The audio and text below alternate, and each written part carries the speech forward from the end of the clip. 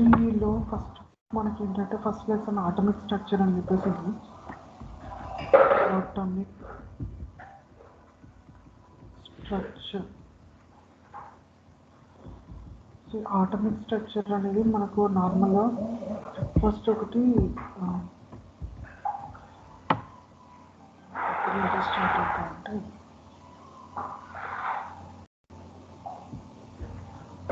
First మనకు Rutherford atomic model నుంచి start అవుతుంది. ఆటమిక్ స్ట్రక్చర్ కాన్సెప్ట్ వచ్చేసి రూదర్ఫోర్డ్ ఆటమిక్ మోడల్. సో ఈ రూదర్ఫోర్డ్ ఆటమిక్ మోడల్లో మనకి ఏంటంటే ఆటమ్ స్టెబిలిటీ అనేది డిపెండ్ కాదు. స్టెబిలిటీ ఆఫ్ ఆటమ్, సో ఇది డిపెండ్ కాదు.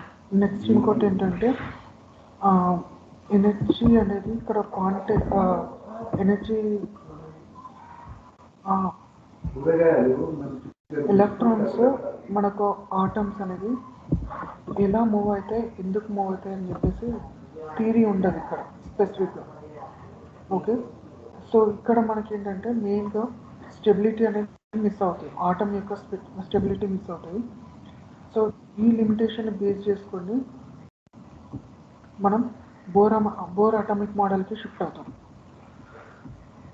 Bore atomic model. So Bohr atomic model అనేది it depends upon on the concept of Planck's quantum theory.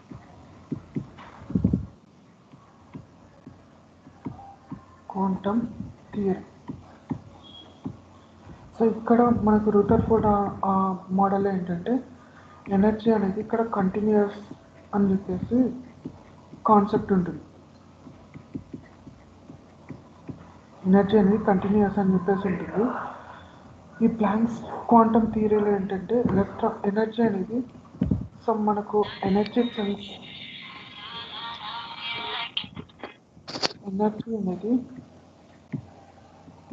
మనకు సమ్ ఎనర్జీ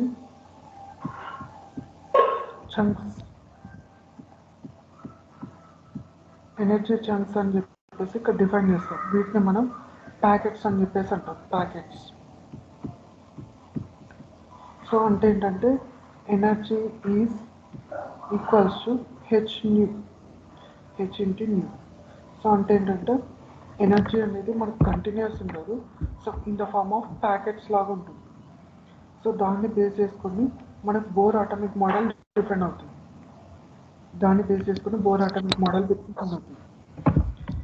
ఓకే, ఈ బోర్ అటామిక్ మోడల్లో మనకు వచ్చే మెయిన్ కాన్సెప్ట్స్ ఏంటంటే ఫస్ట్ స్టెబిలిటీ. ఇక్కడ డిపెండ్ చేసే మెయిన్ పారామీటర్స్ ఏంటంటే ఒకటి స్టెబిలిటీ,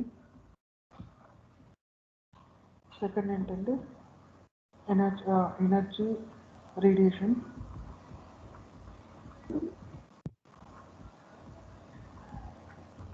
ఓకే, తర్వాత ఆర్బిట్స్,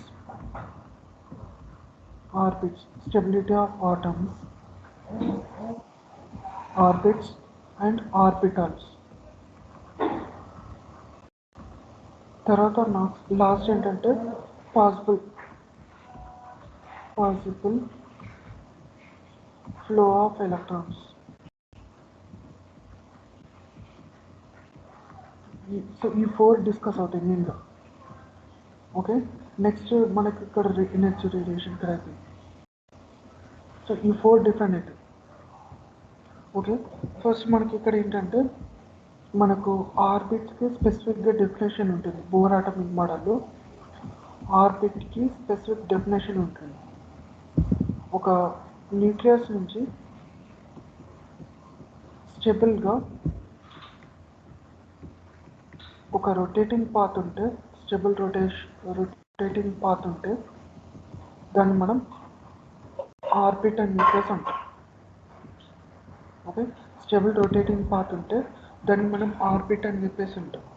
సో ఈ ఆర్బిట్ స్పెషాలిటీ ఏంటంటే ఎలక్ట్రాన్ అనేది ఈ ఆర్బిట్లో ఉన్నంతసేపు మనకేంటంటే ఎనర్జీ లాస్ కాదు, గెయిన్ కాదు. ఎనర్జీ లాస్ కాదు అండ్ గెయిన్ కాదు, స్టేబుల్గా ఉంటుంది. ఈ రెండు కావు అంటిల్ అండ్ అన్లెస్ ఆర్బిటాల్లో ఎలక్ట్రాన్ రివాల్వ్ అవుతున్న సేపు. సో కాబట్టి వీటిని మనం స్టేషనరీ ఆర్బిట్స్ అని చెప్పేసి అంటాం. Stationary orbits, stationary or fixed orbits అని కూడా అంటాం. ఓకే, అంటే వీటి ఏంటంటే ఎనర్జీ వాల్యూస్ అనేవి కాన్స్టెంట్ ఉంటాయి. ఎనర్జీ వాల్యూస్ స్పెసిఫిక్గా ఉంటాయి. Constant and specific. అవి వాల్యూస్ చేంజ్ కావు. ఒక స్టేబుల్ వాల్యూని మెయింటైన్ చేస్తే ఒక స్పెసిఫిక్ వాల్యూ ఉంటుంది ప్రతి ఒక్క ఆర్బిట్కి. ఓకే, సో దీంట్లో మనం ఆర్బిట్స్ని ఈ constant energy levels, specific energy levels ఉంటాయి కాబట్టి వీటిని ఓవరాల్గా ఈ ఆర్బిట్స్ మనం ఎనర్జీ లెవెల్స్ అని చెప్పేసి అంటాం. Energy levels. ఓకే, సో ఈ ఎనర్జీ లెవెల్స్ అనేది మనకు ఒక ఇంటీజర్ వాల్యూస్ పైన ఒక ఇంటీజర్ మల్టిపుల్స్ లాగా ఉంటుంది. మనకు ఇంటీజర్ వాల్యూ ఉంటుంది, ఎనర్జీ లెవెల్స్ అని ఇంటీజర్ లాగా ఉంటుంది, ఫ్రాక్షనల్గా ఉండదు. ఎనర్జీ లెవెల్స్ అనేవి ఇంటీజర్ వాల్యూస్ ఉంటాయి. 1 2 3 4 సంథింగ్ అని చెప్పేసి ఉంటాయి, కానీ 2.5 3.5 అని చెప్పేసి ఉండవు. ఓకే, నెక్స్ట్ ఇంకోటి ఏంటంటే ఈ ఆర్బిట్కి ఎనర్జీ అనేది ఒక ఇంటీజర్ పైన డిపెండ్ అయి ఉంటుంది. ప్రతి ఆర్బిట్కి ఎనర్జీ అనేది ఒక ఇంటీజర్ పైన డిపెండ్ అయి ఉంటుంది. సో ఆ ఇంటీజర్ని మనం ప్రిన్సిపల్ క్వాంటమ్ నెంబర్ అని చెప్పేసి అంటాం. Principal quantum number. Okay, so ఈ ప్రిన్సిపల్ క్వాంటమ్ నెంబర్ని మనం ఎన్తో డినోట్ చేస్తాం. సో ఇఫ్ ఇన్ కేస్ ఆ n value if in case 1 అయితే, సో ఆ ఆర్బిట్ మనం సమ్ కే షెల్ అని చెప్పేసి అంటాం. కే నుంచే స్టార్ట్ అవుతుంది. K shell or first orbit. So అలా మనకు అప్ టు వాల్యూస్ మనకు అప్ టు 7 అని చెప్పేసి వస్తాయి. కే, ఎల్, ఎన్ ఇవన్నీ క్యాపిటల్ లెటర్స్ ఉంటాయి. In up to 7, 2 up to 7. Okay, so దీని తర్వాత ఇక్కడ మనకి ఏంటంటే ఎన్ వాల్యూ ఇంక్రీజ్ అయితే energy of that particular orbit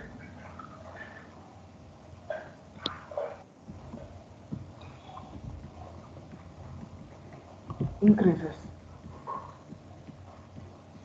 అంటే ఏంటంటే N is proportional to energy of that orbit.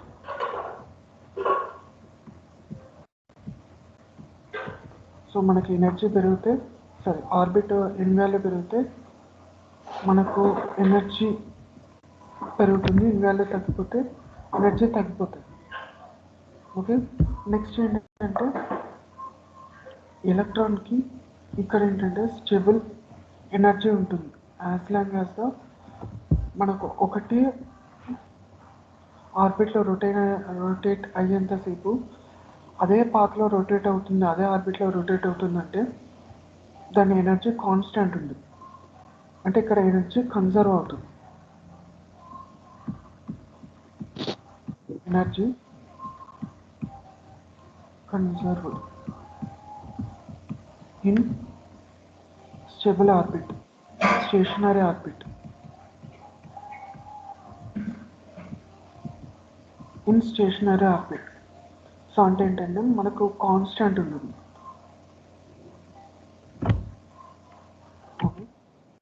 Next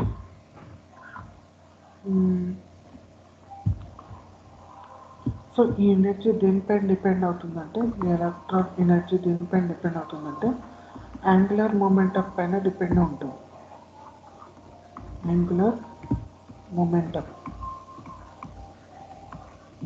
okay, angular momentum పైన డిపెండ్ అవుతుంది. ఈ యాంగులర్ మొమెంటం దేనిపైన?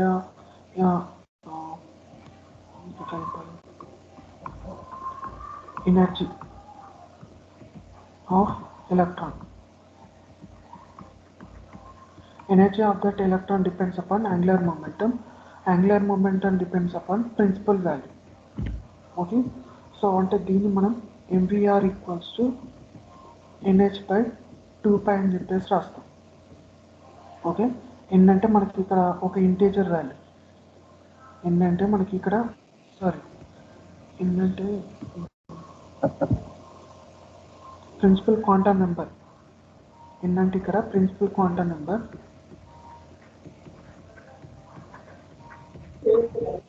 క్వాంటమ్ నెంబర్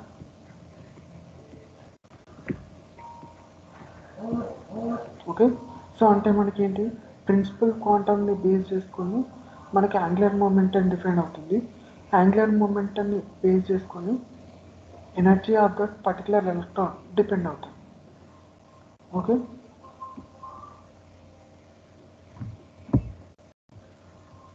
సో ఇక్కడ మనకి ఏంటంటే ఇక్కడ మనకు ఎలక్ట్రాన్ యొక్క యాంగులర్ మొమెంటం. సో ఈ యాంగులర్ మొమెంటంని ఇక్కడ మనకు ఈ యాంగులర్ మొమెంటం మనకు క్వాంటైజ్ అవుతుంది. Quantized. So quantized in the sense ఏంటంటే మనకు ఒక ఇంటీజర్ వాల్యూస్ అనేవి వెళ్ళిపోతాయి ప్రతి ఒక్క ఆర్బిట్కి. ప్రతి ఒక్క ఆర్బిట్కి ఇండివిజువల్ ఇంటీజర్ వాల్యూస్ అసైన్ అవ్వకుండా వెళ్ళిపోతాయి, ఫ్రాక్షనల్ వాల్యూస్ రావు. సో ఇలా రాకుండా ఉంటే దాన్ని మనం క్వాంటైజేషన్ అని చెప్పేసి అంటాం.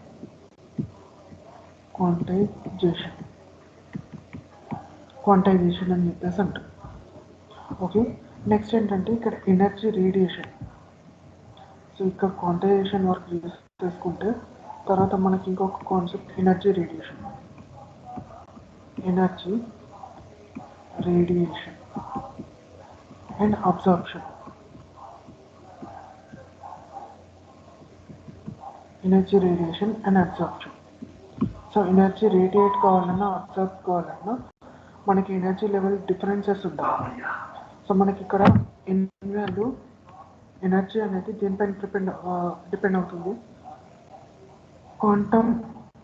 ప్రిన్సిపల్ క్వాంటమ్ నెంబర్ పైన. సో ఆ ప్రిన్సిపల్ క్వాంటమ్ నెంబర్ హైయెస్ట్ నుంచి లోయెస్ట్కి మనకు ఫాల్ అయినప్పుడు ఎనర్జీ అనేది రిలీజ్ అవుతుంది. సో ఇక్కడ మనకు 4th లెవెల్లో ఒక ఎలక్ట్రాన్ ఉంది, అది ఫస్ట్ లెవెల్లోకి రావాలని ట్రై చేస్తుంది. అంటే 4th లెవెల్లో సమ్ ఎనర్జీ ఉంటుంది, హైయెస్ట్ ఎనర్జీ ఉంటుంది. ఫస్ట్ లెవెల్లో ఉన్న ఆర్బిట్కి తక్కువ ఎనర్జీ ఉంటుంది. సో కాబట్టి ఇక్కడి నుంచి ఇక్కడికి జంప్ కావాలంటే ఆ రిమైనింగ్ అంత ఎనర్జీని లాస్ చేసుకోవాలి. So loss in the sense radiate చేసుకోవాలి. సో హైయెస్ట్ పాసిబుల్ ఎనర్జీ లెవెల్లో ఉన్నప్పుడు ఆ ఎనర్జీ అక్కడి నుంచి లోయెస్ట్ పాసిబుల్ ఎనర్జీ లెవెల్కి రావాలంటే కంపల్సరీ ఆ రిమైనింగ్ ఎనర్జీని మొత్తం లాస్ చేసుకోవాలి in the form of radiation. So ఆ లాసింగ్ని మనం రేడియేషన్ అని చెప్పేసి అంటాం. అదే మనకు ఫస్ట్ ఆర్బిట్లో 4th ఆర్బిట్లో ఉన్న ఎలక్ట్రాన్ 4th ఆర్బిట్లోకి మూవ్ కావాలంటే మనకి ఇక్కడ ఫస్ట్ ఆర్బిట్లో ఎనర్జీ తక్కువ ఉంటుంది, 4th ఆర్బిట్లో ఎనర్జీ ఎక్కువ ఉంటుంది. అంటే ఆ ఎనర్జీని అక్వైర్ చేసుకోవాల్సి ఉంటుంది.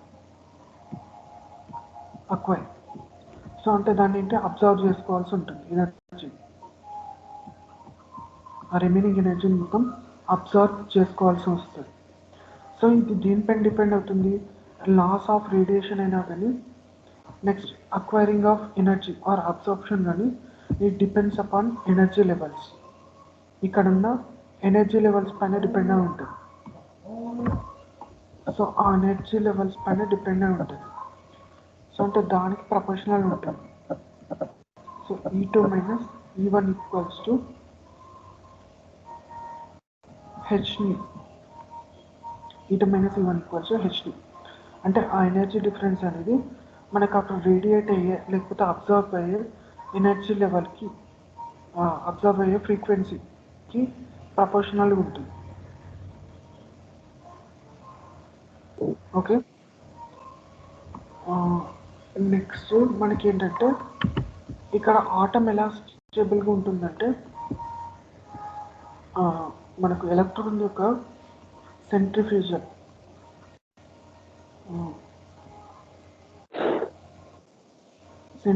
ఫోర్స్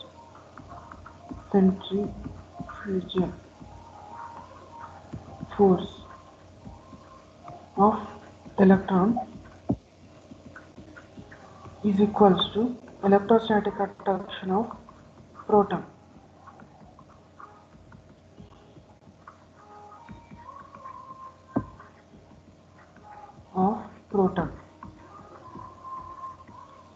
సో ఈ రెండు ఈక్వల్ అండ్ ఆపోజిట్ ఉంటాయి కాబట్టి ఎలక్ట్రాన్ అనేది మనకు లాస్ కాదు, తర్వాత ఎనర్జీ కూడా అక్వైర్ చేసుకోదు ఆర్బిట్లో రొటేట్ అయ్యేంత వరకు. సో కాబట్టి మనకి ఇక్కడ ఆటం అనేది స్టేబుల్గా ఉంటుంది. ఈ రెండు కండిషన్ సాటిస్ఫై అవుతాయి కాబట్టి ఆటం అనేది మనకి ఇక్కడ స్టేబుల్గా ఉంటుంది. ఓకే, ఇవి మెయిన్ థింగ్స్ అన్నమాట.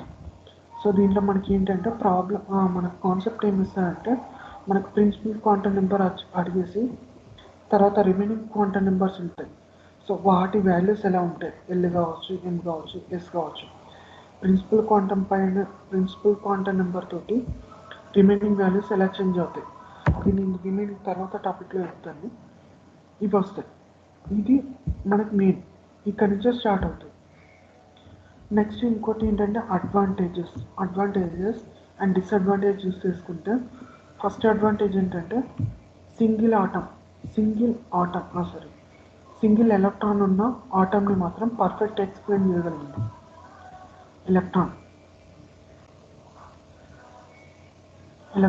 అంటే మనకి ఏంటంటే హైడ్రోజన్లో ఒక ప్రోటాన్ ఒక ఎలక్ట్రాన్ ఉంటుంది. తర్వాత హీలియం ప్లస్, సో ఇక్కడ ప్లస్ కాబట్టి యాక్చువల్గా హీలియంలో 2 ఎలక్ట్రాన్స్ ఉంటాయి. హీలియం ప్లస్ అని చెప్పేసి అన్నాం కాబట్టి ఒక ఎలక్ట్రాన్ రిమూవ్ అవుతుంది. తర్వాత లిథియం 2+, సో అంటే ఇక్కడ 2 ఎలక్ట్రాన్స్ రిమూవ్ చేస్తాం. లిథియం అంటే దాంట్లో 3 ఎలక్ట్రాన్స్ ఉంటాయి, 3లో మనం 2 తీసేస్తే అది సింగిల్ ఎలక్ట్రాన్ ఆటం లాగా యాక్ట్ అవుతుంది. ఓకే, అంటే మనకి ఏంటంటే ఒక హైడ్రోజన్ ఆటంని పర్ఫెక్ట్గా ఎక్స్ప్లెయిన్ చేసింది. తర్వాత అయాన్స్, సింగిల్ ఎలక్ట్రాన్ అయాన్స్, ఇవన్నీ సింగిల్ ఎలక్ట్రాన్స్ అయాన్స్.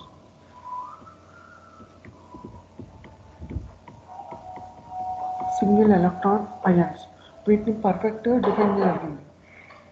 తర్వాత నెక్స్ట్ ఏంటంటే ఇక్కడ మనకు స్టెబిలిటీ మీద మనకు డౌట్స్ అంటే స్టెబిలిటీని పర్ఫెక్ట్గా ఎక్స్ప్లెయిన్ చేసింది. ఆ స్టెబిలిటీ దీనిపైన ఎట్లా వచ్చిందంటే క్వాంటైజేషన్ని పర్ఫెక్ట్గా ఎక్స్ప్లెయిన్ చేసినందుకు. క్వాంటైజేషన్ని పర్ఫెక్ట్గా ఎక్స్ప్లెయిన్ చేసినందుకు ఎలక్ట్రాన్కి పర్ఫెక్ట్గా స్టెబిలిటీ ఎక్స్ప్లెయిన్ చేయడానికి పాసిబుల్ అయింది. సో దాన్ని బేస్ చేసుకొని అదొక అడ్వాంటేజ్ కింద అయిపోయింది. రూథర్ఫర్డ్ మోడల్లో ఎలక్ట్రాన్ స్టెబిలిటీ గురించి ఏం స్పెసిఫిక్ రీజన్స్ లేవు అక్కడ. ఇక్కడ ఒక స్పెసిఫిక్ రీజన్ క్వాంటైజేషన్ పెట్టేసి మనకు స్టెబిలిటీని పర్ఫెక్ట్గా ఎక్స్ప్లెయిన్ చేయడం అయింది. తర్వాత మనకి ఏంటంటే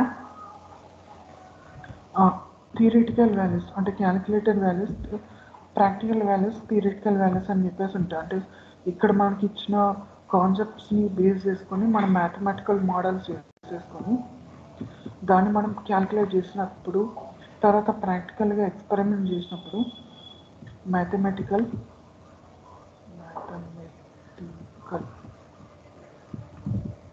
ప్రాక్టికల్ ఈ రెండు వాల్యూస్ పర్ఫెక్ట్గా ఉన్నాయి, అంటే వెరీ నియర్ ఉన్నాయి. సో అప్పుడు అంటే దాని మీనింగ్ ఏంటంటే మనం తీసుకున్న థియరీ అనేది మనకు రియలిస్టికల్ కండిషన్స్లో వ్యాలిడ్ అవుతాయని చెప్పేసి ఒక ప్రూఫ్ కూడా ఇచ్చింది. నెక్స్ట్ ఏంటంటే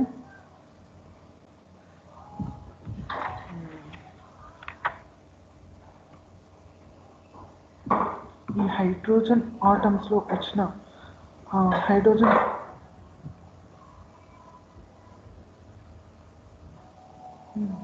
ఈ హైడ్రోజన్ ఆటంలో మన స్పెక్ట్రల్ లైన్స్ అబ్జర్వ్ చేసినప్పుడు స్పెక్ట్రల్ లైన్స్ ఈ వచ్చిన స్పెక్ట్రల్ లైన్స్ కూడా ప్రాక్టికల్ క్యాలిక్యులేషన్స్కి నియరెస్ట్గా ఉన్నాయి. ప్రాక్టికల్ క్యాలిక్యులేషన్స్కి ఓకే. ఇవి మెయిన్ అడ్వాంటేజ్ కిందకి వెళ్ళిపోతాయి. డిసడ్వాంటేజెస్ కిందకి వస్తే మనకి ఏంటంటే ఫస్ట్ మనకి ఇక్కడ చెప్పింది ఏంటంటే సింగిల్ ఎలక్ట్రాన్ మాత్రమే. మోర్ దెన్ వన్ ఉంటే దానికి బోర్ అటామిక్ మోడల్ వ్యాలిడ్ కాదు. మోర్ దెన్ వన్ ఉన్నప్పుడు బోర్ అటామిక్ మోడల్ వ్యాలిడ్ కాదు. లిమిటేషన్స్ మోర్ దెన్ వన్ ఉన్నప్పుడు బోర్ అటామిక్ మోడల్ వ్యాలిడ్ కాదు. తర్వాత మనకి ఏంటంటే స్పెక్ట్రమ్ ఇంతకుముందు చెప్పిన హైడ్రోజన్ స్పెక్ట్రమ్ క్యాలిక్యులేషన్స్ని హైడ్రోజన్ స్పెక్ట్రల్ లైన్స్ని ఎక్స్ప్లెయిన్ చేయలేదు. జస్ట్ మనకి ఏంటంటే థియరిటికల్ ప్రాక్టికల్ క్యాలిక్యులేషన్స్ వచ్చింది, బట్ ఎక్స్ప్లెనేషన్ లేదు. దానికి బోర్ అటామిక్ మోడల్లో ఎక్స్ప్లెనేషన్ లేదు. తర్వాత ఏంటంటే స్పెక్ట్రల్ లైన్స్ మనకు స్ప్లిట్ అవుతాయి. ఎలక్ట్రిక్ ఫీల్డ్లో మ్యాగ్నెటిక్ ఫీల్డ్లో స్ప్లిట్ అవుతాయి. సో దాన్ని మనం Zeeman effect and Stark effect అని చెప్పేసి అంటారు. స్టార్. సో ఈ రెండింటిని ఎక్స్ప్లెయిన్ చేయలేదు Bohr atomic model. So Zeeman effect అంటే ఏంటంటే ఎలక్ట్రిక్ ఫీల్డ్లో సో మనకు ఎలక్ట్రిక్ ఫీల్డ్లో స్ప్లిట్ అయితే దాన్ని స్టార్క్ ఎఫెక్ట్ అని చెప్పేసి అంటారు. Electric field. అదే మ్యాగ్నెటిక్ ఫీల్డ్లో ఈ స్పెక్ట్రల్ లైన్స్ అనేవి స్ప్లిట్ అవుతాయి. మ్యాగ్నెటిక్ ఫీల్డ్లో స్ప్లిట్ అయితే కనుక దాన్ని స్టార్క్ జీమన్ ఎఫెక్ట్ అని చెప్పేసి అంటాం స్పెక్ట్రల్ లైన్స్. సో వాటిని పర్ఫెక్ట్గా ఎక్స్ప్లెయిన్ చేయలేకపోయింది, అంటే దానికి అక్కడ సఫిషియంట్ ఇన్ఫర్మేషన్ లేదు బోర్ అటామిక్ మోడల్లో. నెక్స్ట్ ఏంటంటే ఇది flat model. Bore atomic model ఏంటంటే ఫ్లాట్ మోడల్. ఓకే, బట్ మనకు రియలిస్టికల్గా 3D మోడల్లో ఉంటుంది. ప్రతి ఒక్క ఆటం కానీ లేకపోతే మనం చూసే ప్రతి ఒక్క ఆబ్జెక్ట్ కానీ 3D మోడల్లో ఉంటుంది. సో 3D మోడల్ ఎక్స్ప్లెయిన్ చేయలేదు బోర్ అటామిక్ మోడల్. తర్వాత ఏంటంటే అన్సర్టెనిటీ ప్రిన్సిపల్ అని చెప్పేసి ఉంటుంది. హైసెన్బర్గ్ అన్సర్టెనిటీ ప్రిన్సిపల్ అని చెప్పేసి ఉంటుంది. Heisenberg uncertainty.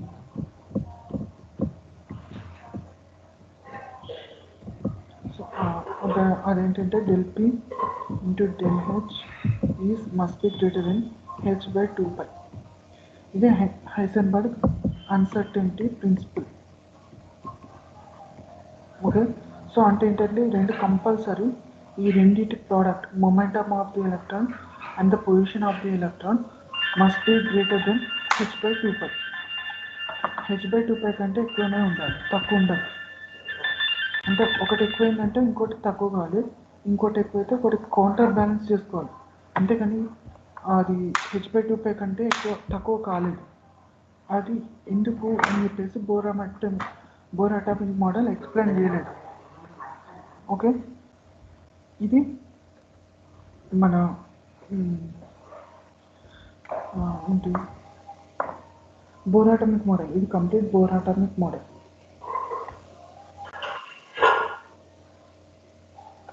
ఓకే, ఇదంతా కంప్లీట్ బోర్ అటామిక్ మోడల్. తర్వాత నేను క్వాంటమ్ నెంబర్స్ మీకు ఆల్రెడీ ఐడియా ఉన్నాయి, డైరెక్ట్ చూసేస్తాం.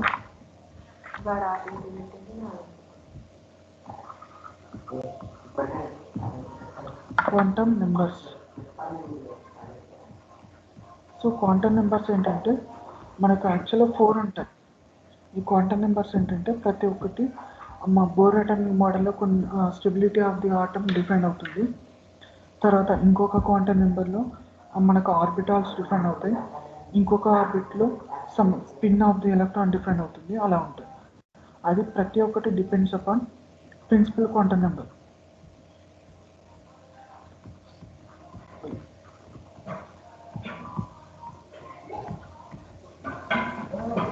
ఓకే, ప్రతిది ప్రిన్సిపల్ క్వాంటమ్ నెంబర్ పైన డిపెండ్ ఉంటుంది. సో దాన్ని ఇన్ అని చెప్పేసి అంటాం. సెకండ్ ఏంటంటే azimuthal quantum number.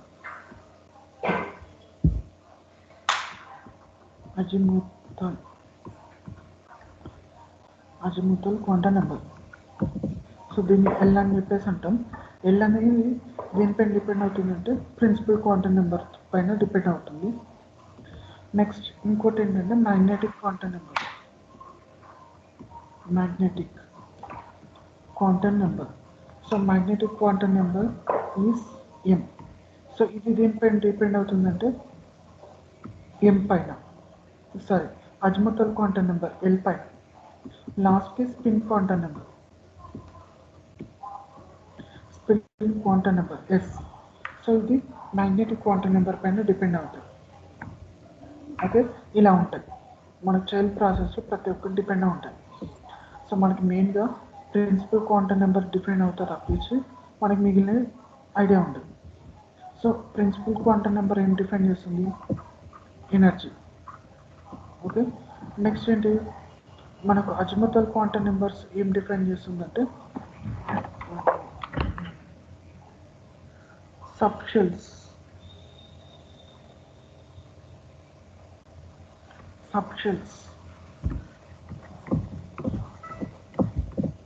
Okay, next దాంట్లో magnetic quantum number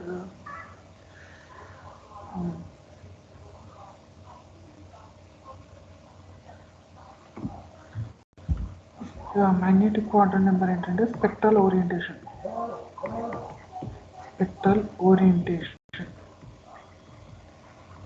of orbital.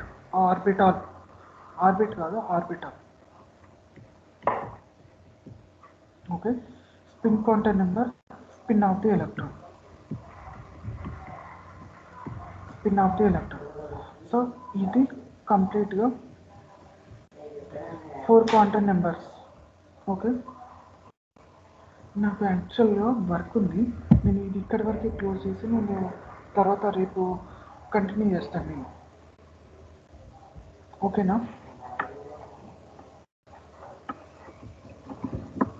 ఉన్నావన్నా అసలు? రేపు మేము ఉదయం ఊరికి వెళ్తున్నాం, మండే రోజు నుంచి చెప్పాం. ఓకే, నువ్వు ఏం చేస్తావంటే నీ దగ్గర మొబైల్ అయితే ఉంటుంది కదా?